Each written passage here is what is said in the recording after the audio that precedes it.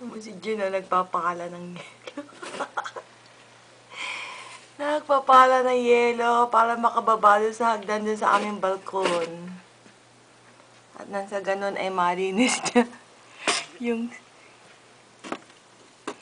satellite ng aming DirecTV para makapanood kaming TFC. Ayun, yung satellite, puno-puno ng yelo.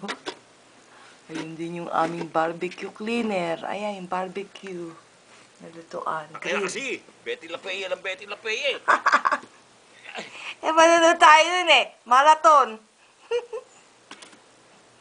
Grabe, hanggang ngayon nag-i-snow pa o kahapon pa to nung umaga.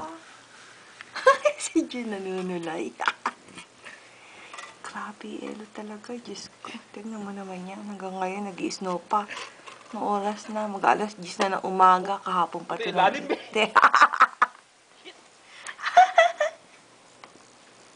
Ayan, lilinisin niya yung aming satellite.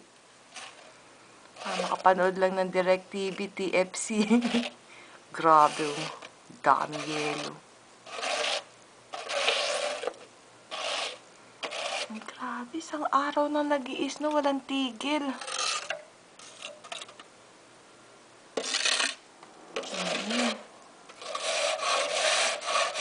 Hopefully, makapanood na kami ng TFC. Napuno ng yelo yung satellite. Ang aming backyard. Yelo pati yung balkon. Ayan si Jun.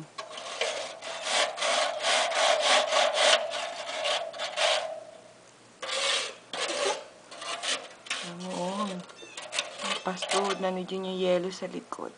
Wala ka na makita pa na puti.